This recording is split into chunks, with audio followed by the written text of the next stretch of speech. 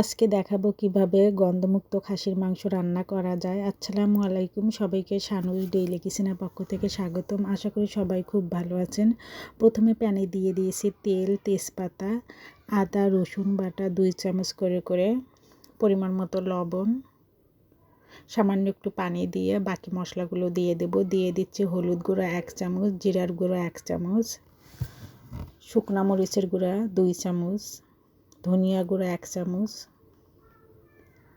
দিয়ে সুন্দর মতো নেড়েচেড়ে মশলাটাকে আমি ঢেকে 5 মিনিটের মতো কষিয়ে নেব।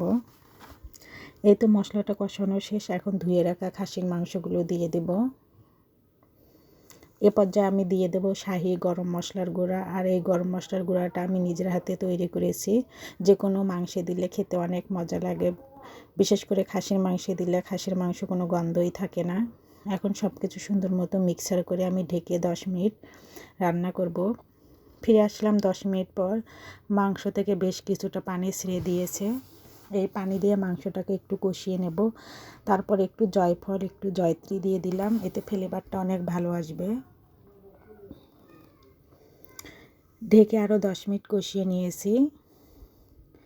এখন আমি 1 কাপের মতো ফুটন্ত গরম পানি দিয়ে আবারও কষিয়ে নেব, এতে মাংসটা খুব ভালো লাগবে খেতে।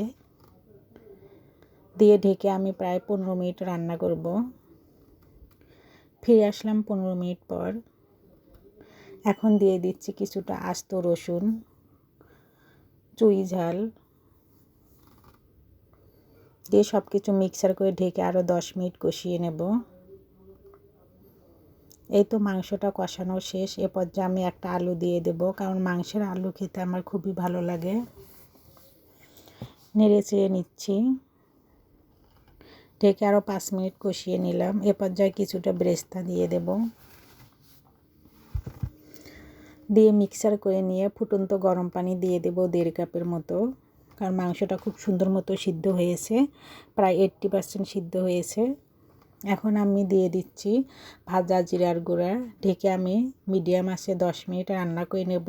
10 মিনিট পর বেরেস্তা দিয়ে নামিয়ে নেব। আর খেতে অসম্ভব মজা হয়েছিল মাংসটা। সবাইকে আমার ভিডিও দেখার জন্য ধন্যবাদ। সবাই আমার পেজটাকে লাইক, কমেন্ট, শেয়ার ও ফলো দিয়ে রাখবেন।